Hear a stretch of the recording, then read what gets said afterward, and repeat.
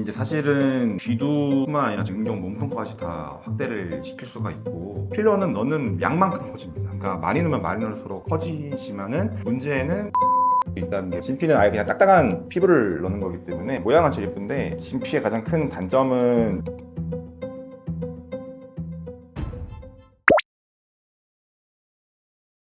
사실 이게 이제 바세린을 바르는 거는 그냥 보습만 하는 거라 의미는 없다 보셔야 되고, 바르는 게 문제가 아니라 이걸 주입하는 사람도 있어요. 그러니까 필러처럼 저희 필러 이렇게 넣으면 입술도 그렇고 코도 그렇고 커지는 효과를 보잖아요. 그래서 바세린을 주사기에 사서 주입을 하시는 분들이 있고, 이게 생각보다 많습니다. 그래서 이게 실제 질환명에 바셀리노마라고 바셀린 종이라고 하는 진단명이 따로 있어요. 그러니까 뭐 혈관종, 뭐 지방종 이런 것처럼 바셀린 종이라고 하는 질환명이 있을 정도로 굉장히 많습니다. 건수가. 근데 이거는 사실 미친 짓이라고 저는 생각을 하는데, 일단은 엄청 심각한 부작용이 납니다. 실제로 들어가서 이제 혹을 만들고 염증 반응이 심각해져 가지고 나중에는 피부까지 다 썩는 분들도 계시거든요. 그래서 바셀린을 주입을 뭐 바른다, 뭐 건조하면 바르셔도 됩니다. 근데 아무런 효과는 없고요. 그 발기하는 데는.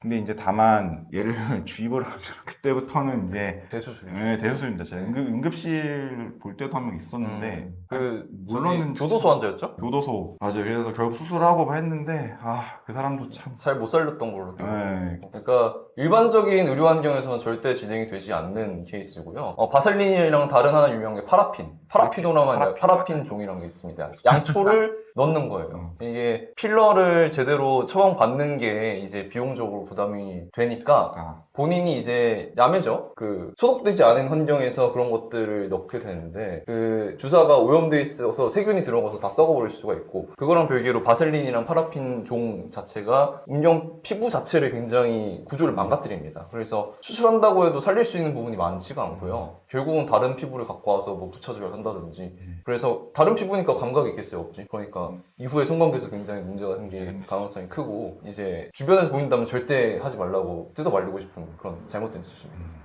일단은 이제 안에 있는 거를 이제 큐렛이라고 하는 수술 도구가 있는데, 걔가 이제 그 약간 이렇게 조그만 숟가락, 아주 조그만 숟가락도 생겼어요. 그래서 이걸 다 박박 긁어내는 용인데, 일단은 이걸 다 긁어내야 됩니다. 안에 다 긁어내고, 긁어내면 당연히 이제 피가 막 나지 않을 겁니다. 왜냐면 저희 뭐 땜일 때 피부 이렇게 살짝 빨개지는 것처럼 안도 빨개지는데, 얘가 빨개져야 돼요. 빨개져야지 다시 조직이 나기 때문에 계속 긁는 겁니다. 그래서 살 차올 때까지 긁거나, 그래도 이제 살이 모자라다 그러면은 뭐 허벅지나 다른 데 떼가지고, 이제 진짜 뭐 저희과도 뭐 성형외과랑 같이 수술 많이 하는데, 이제 떼가지고 저희가 또 꺼내주고 이런 완전 대수술로 가게 될 수 있습니다. 네. 거의 누더기가 되는 거죠. 네. 절대 안. 저는 진짜 누더기가 된, 정말 표현 그대로 정말 음경이 그냥 누더기가 됩니다. 진짜.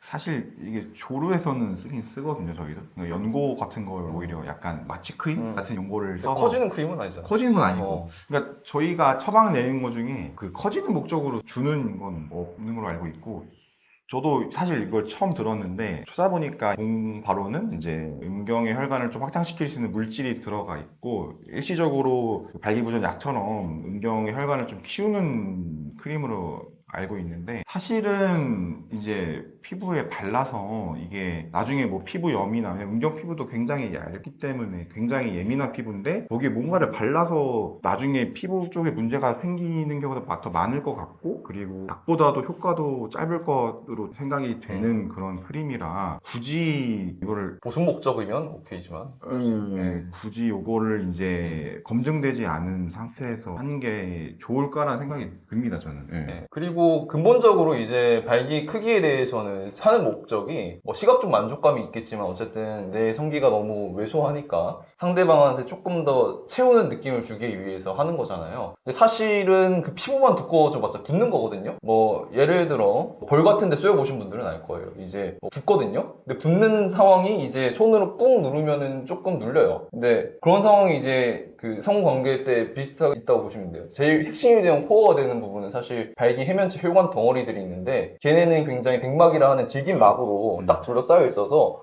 걔네들 쪽으로 막 크림이 들어가서 늙혀준다거나 그런 것들이 사실 불가능하거든요.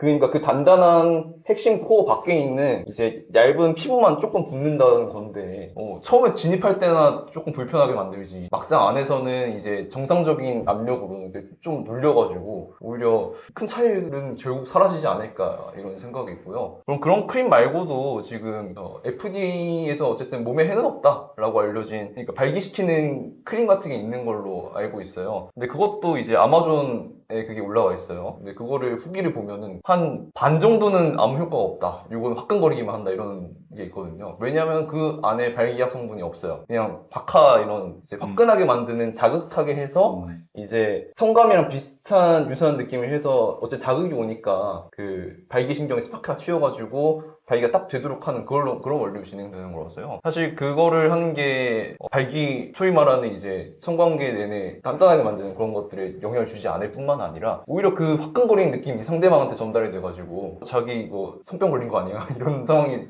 생길 수도 있으니까요. 그런 것들은 굳이 저 같으면은 그 돈으로 그냥 딴 걸 진료를 뽑겠습니다. 뭐 네네. 와서 빌려보고 약 받는 게 훨씬 낫다고 생각합니다. 네네.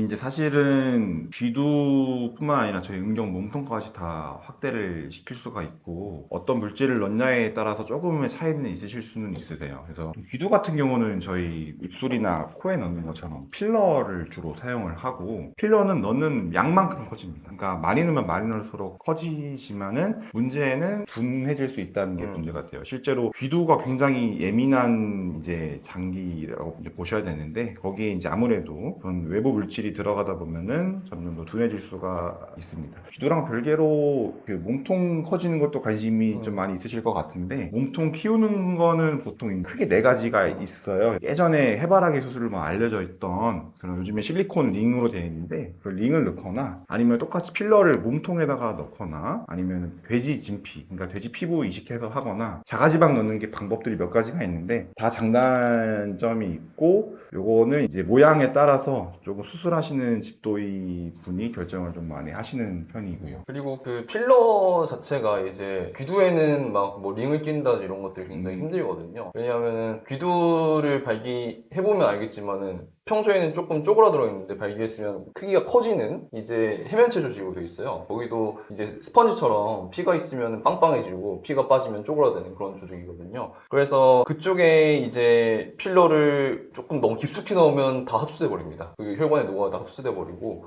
이제 굉장히 얕게 해야 되는 상황인데 그게 굉장히 여러 번 찔러야 되는 그런 상황이 있다. 그렇게 보시면 되고 그럴 경우에는 이제 디자인이 조금 그때그때 어차피 흡수가 될 수 있으니까 달라질 수가 있는데 그럴 때는 이제 중간중간 흡수된 부분 더 채워놓고 이런 쪽으로 여러 번 방문하셔야 되는 케이스가 있을 수 있으니 그렇게 알고 계시면 되겠습니다. 일단은 필러 자체가 다른 수술들이랑 다르게 필러를 녹이는 약이 있어요. 그래서 조금 뭐 확신을 가지고 오신 분들은 뭐 진피라든지 다른 것들을 조금 안내 드리는 편이지만은 이제 뭔가 좋다고는 하는데 막상 커전 모습을 봤으면 좋겠고 그런데 뭐 돌이킬 수 있었으면 좋겠고 이런 분들이 조금 있거든요. 그런 분들은 사실 필러를 해보고 마음에 안 들면 돌려버리면 되니까 그런 분들은 필러가 더 적합하다고 보시죠.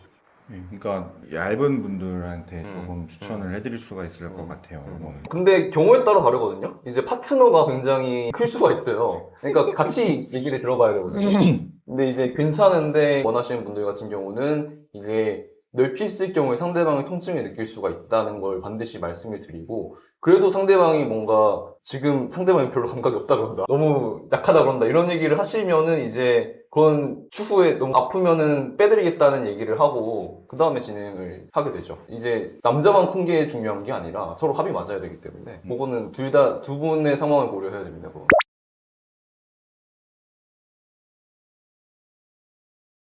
아까 나온 거는 이제 굵기면은 요거는 길이인데 사실은 굵기가 더 쉽습니다. 예, 결론부터 말씀드리면은 훨씬 효과도 좋고 아까 말씀드렸던 것처럼 돌릴 수도 있고 훨씬 더 수술 시간도 짧고 근데 길이도 불가능한 거는 아닌데 음경을 잡아당기고 있는 인대들이 있습니다. 이걸 현수인대라고 하는데 요거를 약간 절개를 해서 끄집어내는 거라 보셔야 돼요. 그러니까 요런 방법을 주로 사용을 하는데 발기했을 때는 결국에는 크기는 같습니다. 왜냐면 발기를 하면은 이게 안쪽에 있는 게 튀어 튀어나오는 거기 때문에 발기 전에 크기를 한 1cm에서 3cm 정도 늘리는 데는 효과가 있긴 있는데 발기 후의 길이는 사실 오히려 이게 인대가 안 잡아줘서 이게 축 처지는 쪽으로 발기가 되는 게 부작용이라 사실 그렇게 추천드리지는 않고 뭐 약간 이제 성인 말고 애들 같은 경우는 저희가 수문응경이라고 정말 이게 너무 꽉 잡아당겨서 안으로 들어가 있는 애들이 있어요. 그런 애들이 이제 수문응경 교정술이라고 하거든요. 요거 해주면은 그래도 많이 튀어나오게 할 수는 있어요. 이건 끊는 건 아니고 이제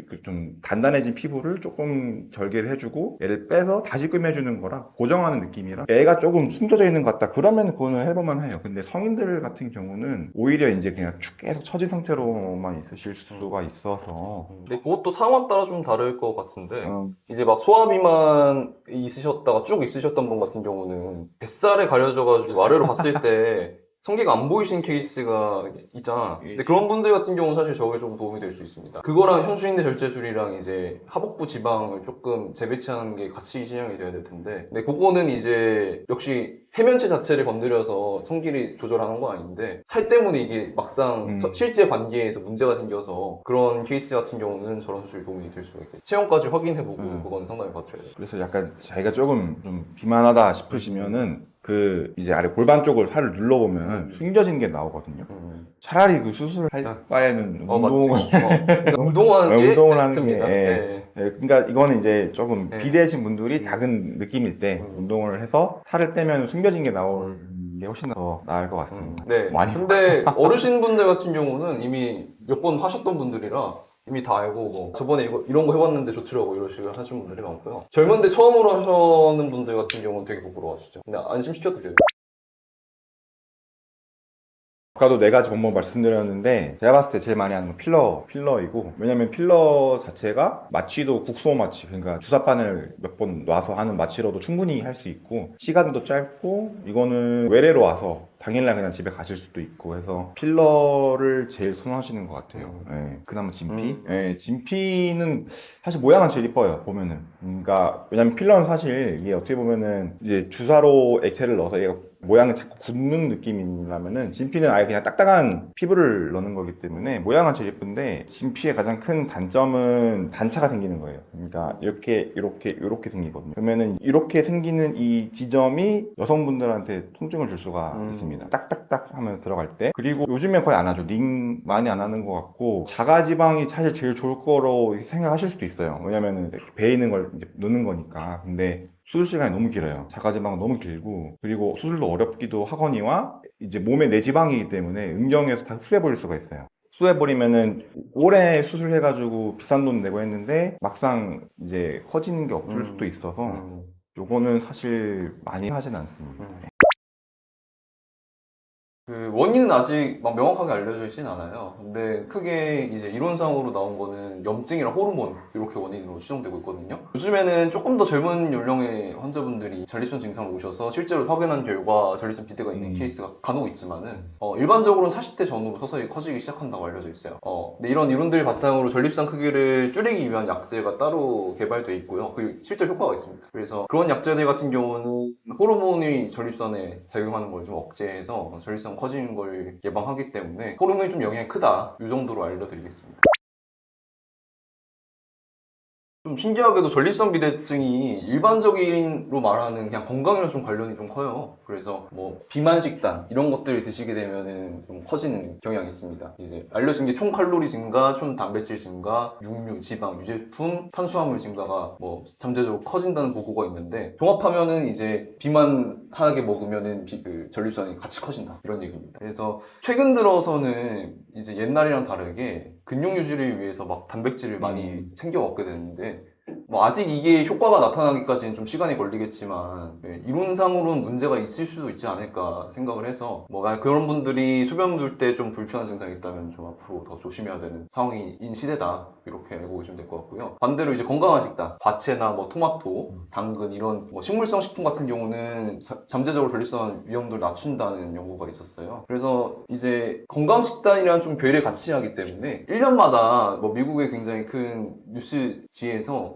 그 의료 전문가들을 가지고 세계에서 가장 건강한 식단이 뭐냐 이런 것들로 1년마다 발표하는 게 있어요. 근데 1, 2, 3위를 나란히 차지하고 있는 게 뭐 지중해식 식단, 뭐 대쉬 식단, 마일드 식단 이런 뭐 최근에 들어서 이제 뭐 저속노화 이런 걸로 유명해진 식단들이 있는데 그런 것들이 전부 해당된다고 보시면 되겠습니다. 이제 전립선뿐만 아니라 일반적으로 건강한 식단이기 때문에 뭐 새해 목표로 한번 식단에 도전해 보시는 것도 좋겠습니다. 뭐 지중해 대표적인 국가가 이태리인데 예, 실제로 그쪽이 이제 토마토 요리를 많이 먹기 때문에 전립선이 좀 강하다 이런 얘기도 뭐 좀 들어보셨을 거예요. 그런 라이코펜이나 뭐 카로틴 이런 게 좀 많은 음식을 드시는 게 전립선 건강에 좀 도움이 되실 수 있다 이렇게 보시면 되겠습니다. 그러니까 토마토 복용량이 많은 분이 그러니까 막 전립선 사이즈를 달리게 된 건 아니고 그런 증상이 조금 덜 호소했다 이런 건 있었어요. 근데 이제 사실 그거를 100% 정확하게 하려면은 사람들이 가둬놓고 토마토만 먹이고 한 사람은 토마토 안 먹여야 되는데 그거는 인권적으로 문제가 있을 수 있기 때문에 그런 엄밀한 연구는 사실 이루어질 수가 없어서 이제 사례 연구 정도. 예, 환자분들이 오시면 음식이 뭐가 좋나 이렇게 물어보면은 이게 아까 말씀드린 것처럼 가둬놓고 먹여야 돼요. 이게 이제 막 네. 정확하게 의학적으로 입증됐다 이런 거는 아닌데 네. 그 토마토는 그래도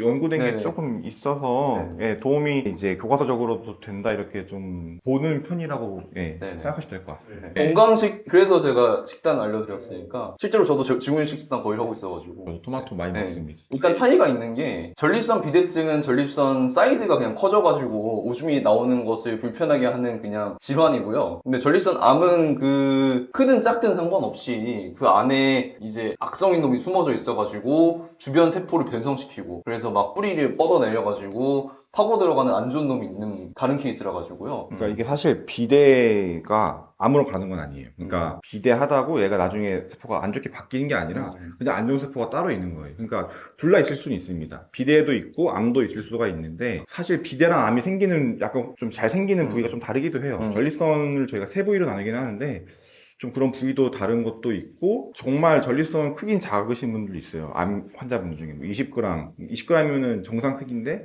그 안에 조그맣게 암이 있는 경우도 있고요. 뭐 전립선이 200g짜리 엄청 큰 전립선 비대를 갖고 계시는 분도 암은 또 없는 경우도 있고요. 그래서 두 개는 아예 별개로 보시면 돼요. 네, 근데 이제 전립선 암을 체크하는 게 피검사가 있어요. 근데 전립선 비대가 굉장히 심할 경우에는 그게 같이 올라갈 수가 있거든요. 그래서 제일 중요한 거는 경향성이에요. 이제 뭐 비대는 줄어들었는데 오히려 뭐 전립선 암 수치가 올랐는데 염증 반응도 없다. 이런 경우는 조금 암을 강하게 의심할 수 있는 상황이라서 그래서 이제 전립선 비대 환자분들인데도 불구하고 전립선암 점검을 조금씩 정기적으로 해드리는 이유가 그겁니다. 경향성을 봐야 돼서. 뭐 정말 운이 없게 암덩어리가 커져서 비대할 수 있습니다. 그러니까 암이 그냥 커져가지고 소변 안 나올 수도 있어요. 정말 운나. 네, 그러면 이미 사실 그 정도로 커지면은 이미 약간 전신에 커져서 안 좋을 가능성이 많긴 합니다. 전립선이 그 호르몬으로 많이 커지신 분들이 있거든요. 근데 그런 분들 그 호르몬이 전립선에 작용해서 커지게 하는 그 작용만 조금 억제하면 돼서 그런 것들로 개발된 게 프로스테리드라는 성분이랑 두타스테리드라는 성분이 두 개가 있어요. 근데 이거를 썼을 때 반응이 굉장히 좋으신 분들이 있어요. 막 정상인이 한 3배 가까이 크셨던 분인데 약을 먹고 6개월 지나니까 한 2배 가까이로 주시고 쭉 드시니까 거의 정상치로 줄어드시고 이런 분들이 있거든요. 그렇게 되시면은 사실 그 약을 꾸준히 드심으로써 전립선 크기가 정상이 돼서 이제 크게 불평을 못 느끼시기 때문에 그거는 이제 약 하나만 먹으면서 조절 가능하다 이렇게 봐야 되겠죠. 다만 그만큼 호르몬의 작용이 좀 있다고 봐야 되기 때문에 약을 끊으시면 다시 커지게 됩니다. 그래서 약을 끊을 수 있을 정도로 치료 자체는 조금 어려울 수 있겠지만은 약 한 알 정도는 이제 유지가 가능하다. 근데 그런 게 아니고 이제 그런 호르몬 어쨌든 관련 약이기 때문에 있을 수 있는 부작용이 좀 있거든요. 거기에 대해서 좀 안 맞으신 분들은 단순히 그냥 소변이 나오는 길을 좀 느슨하게 해서 잘 열어주는 그런 약이 있어요. 그런 약들을 드리면서 이제 소변 주기가 원활하게 하는 거를 목적으로 쓰신 케이스가 있죠. 근데 물론 이것도 중간중간에 전립선 커지는 걸 좀 봐야 되기 때문에 중간중간 점검을 받으셔야 됩니다. 그리고 약으로 하면 안 되는 경우도 있습니다. 그러니까 꼭 수술을 해야 되는 경우들이 있는데 전립선에서 피가 나거나 아니면은 그 비대해지면 소변이 안 나오게 되고 소변이 고이면서 이제 반복적으로 요폐, 그러니까 소변이 안 나오는 그런 거 이제 현상이 나오게 되는데 요폐가 계속해서 나오게 되거나 아니면은 이제 소변이 사실 방광이 오래 고여 있으면 썩을 수가 있거든요. 그것 때문에 요로 감염이 계속 반복이 되면은 그럴 때는 약으로 하면 안 되고 그때는 수술을 해야 됩니다. 이거는 교과서에 나와 있는 수술에 절대적인 자궁증이 나서 네네. 이런 경우는 꼭 수술을 하셔야 됩니다. 그러니까 왜 그렇게 해야 되냐면 그 전립선은 사실 수술하기가 막 그렇게 어렵진 않아요. 깎아내면 되는 거고 이제 깎아내가 뭐 꼬매거나 지지거나 하면 되는데 문제는 방광이 망가져 버리면은 방광 수술이 굉장히 어렵습니다. 전립선이 그냥 그 자리에서 깔짝깔짝 움직이는 구조물이라서 간단해요. 근데 오줌보는 경우에 따라 막 500, 600까지 커지다가 쭉 누시게 되면은 150까지 사이즈가 크게 줄어들게 되는 굉장히 탄력적인 고무풍선이라 생각하시면 되는데요. 근데 그게 막 소변이 안 나오는 케이스 때문에 압력이 많이 가해져서 막 변형이 된다거나 우리 막 구멍이 뚫린다거나 예, 망가지죠. 막 얇아지거나 이럴 경우는 나중에 후회하고 전립선 수술한다고 해도 계속 소변 불편하다고 예, 꼭 얘기를 하세요. 안 돌아옵니다. 네, 그래서 그런 것들 때문에 더 악화되지 말라고 이런 상황이 있을 때는 이런 문제 한두 번 더 터지면은 방광 망가지니까 일찍 받으셔라 이런 얘기고요. 또 돌도 있어요. 돌도 생길 수 있습니다. 음. 방광 안에 돌이 진짜 타조할 만한 것도 봤습니다. 그러니까 소변을 못 보니까 고이게 되는데 네. 이제 요로결석이 방광 안에 생기는 거거든요. 근데 요거가 이제 방광 시간이 엄청 오래돼서 엑스레이를 찍었는데 깜짝 놀랐습니다. 돌이 있어도 무조건 수술을 하셔야 됩니다. 네. 예. 그거 그 레이저로 일일이 쏴가지고 몇 시간 걸립니다. 아니면은 그거도 안 돼서 저는 예전에는 개복한 경우도 있어요. 열어가지고 꺼냈대요 네. 그냥. 너무 커가지고 연 케이스도 저 있었습니다. 네. 네. 근데 이제 또 방광 한번 갈라놓으면 네. 이게 기능이 떨어져요. 네. 떨어지고 꼬매는 자리가 계속 자극을 주기 때문에 네, 붓는 것도 시간 막 되게 수면 계속 마렵다고 하시고 그런 것들이 있어요. 어렵습니다. 방광. 그래서 방광 기능을 잘 유지하시기 위해서 전립선을 관리하셔라 이거. 방광 굉장히 소중하기 때문에. 방광이 소중합니다. 네. 진짜. 꾸준히 생활습관 관리하신 분들 중에 막 정기적으로 봤는데 전립선 비대가 진행되지도 않고 수변 속도도 충분해서 이제 오줌보가 방광이 크게 부담을 안 받고 잘 보신다. 이럴 경우는 약 없이 볼 수 있겠는데요. 대부분 막 호르몬 문제고 막 노화되면서 염증 반응 생기고 이래서 점점 나이 들면서 커지게 됩니다. 실제로 통계로도 막 나이가 드실수록 전립선 커지게. 비대가 훨씬 심하다고 알려져 있고요. 근데 이제 뭐 전립선 오줌빨 약이라고 말씀드리는데 전립선 이완제의 경우는 전립선 뭐 크기 감소 약제를 충분히 드셨을 경우에는 그 사이즈가 줄었으니까 마개 자체에 누르는 압력이 약해져서 뭐 그 양 하나만 유지해도 수변 주기 괜찮은 경우가 있어요. 근데 이럴 경우는 수변 주기 결과에 따라 가지고 안 드리기도 하는데요. 이게 또 사실 이 전립선 약이 그 전립선 위를 이제 이완시키는 줄이는 약인데 문제가 이게 이제 사정했을 때 사정액이 그 원래 사정을 할 때 위가 막히면서 아래로만 나와야 되는데 이게 열려서 방광으로 들어가는 경우가 있습니다. 이거를 이제 역행성 사정이라고 하는데 요게 생각보다 은근히 또 많이 오시어요. 그래서 그것 때문에 수술하시는 분들이 또 계시거든요. 그래서 수술을 안 하면은 계속 먹어야 된다. 그렇죠. 그런 부작용을 안고 가는 거는 어쩔 수가 없는 것 같습니다. 이번에. 근데 다만 이제 그 의사랑 상담 없이 약을 계속 불편한 상황에서 끊어버리시게 되면은 그 사이 방광이 망가지거든요. 압력을 받아가지고. 그래서 나중에 마음을 돌려잡고 이제 수술을 통해서 약을 안 먹기로 하겠어. 근데 해버리면 이미 방광 망가진 상태라서 전립선이 충분히 수술되고 다 열린 상태라도 계속 소변이 불편하다고 하시는 분들이 있으시거든요. 근데 그거는 수술을 늦게 받으셔서 그래요. 그리고 그 사이에 약으로 조절을 안 해서. 모든 운동이 사실 전립선에 좋다고 말씀드려도 좋을 정도로 운동 자체가 전립선에 좋다고 알려져 있습니다. 숨이 찰 정도로 운동을 하셨을 경우에 이제 원인은 확실하지 않지만 전립선 비대가 25%가량 더 적게 발견돼 있다는 연구가 있고요. 이제 뭐 운동선수처럼 막 숨이 넘어갈 듯이 격렬한 운동을 자주 하신 분들 같은 경우는 40%까지 더 적게 발견되었다는 보고가 있었어요. 근데 이제 뭐 격렬한 운동이랑 그 중등도 운동 이거는 최대 심박수 기준으로 뭐 하는 조금 어려운 공식이긴 한데요. 이런 것들은 이제 가까운 의원의 병원에 가셔가지고 한번 여쭤보시면 될 것 같고 어쨌든 요약해서 말씀드리자면은 이제 조금 힘들게 운동을 해야 효과가 있었다 이렇게 보시면 되고요. 그거랑 이제 사실 별개로 전립선 염이 좀 다를 수 있어요. 그러니까 이건 젊은 남성분들 많이 오는 질환인데 만성 전립선염이라고 약간 회음부, 골반 부위 좀 불편하고 우리한 느낌 들고 그런 질환을 많이 갖고 계시거든요. 근데 그런 경우는 배에 압이 올라가는 웨이트를 너무 많이 하거나 자전거를 오래 타시는 거는 좋지는 않을 수는 있습니다. 그것도 이제 비대랑은 좀 다르기 때문에. 그 전립선에 압력이 가해지면 그런 증상이 있을 수가 있거든요. 자전거가 사실 그 사이즈 피팅이라고 하는데 팔다리 길이랑 이런 걸 잘 맞춰서 타면은 큰 문제가 없다는 보고도 또 있어요. 그래가지고 그러니까 타고 났는데 이제 엉덩이에 끊어질 듯이 아프다. 그런 경우는 자전거 사이즈가 안 맞을 수가 있으니까 그거는 가까운 자전거점에서 가서 사이즈 조절하셔야 되고 그건 제가 실제로 경험했던 겁니다. 제가 예전에 자전거를 거의 제주도 일주를 간 적이 있어가지고 그 이후에 조금 수변이 힘들었던 적이 있었는데요. 근데 중간에 이제 자전거를 좀 타는 도중에 그게 안장이 내려가서 그렇더라고요. 그래서 조절하니까 그 증상 사라져가지고 괜찮았던 적이 있었습니다. 케겔 운동이 또 효과가 될 수가 음. 있습니다. 그래서 이제 골반 아래 근육을 강화시키는 운동인데 비대 환자들 중에 이제 관략근 쪽에 조절 이상이 있는 분들이 같이 동반되어 있는 경우에는 요거를 좀 운동을 하시는 게 조금 도움이 될 수 있습니다. 어떻게 하나요? 그 변을 누다가 그 끊을 때 나는 느낌이 있잖아요. 그때 힘이 들어가는 게 골반 근육이거든요.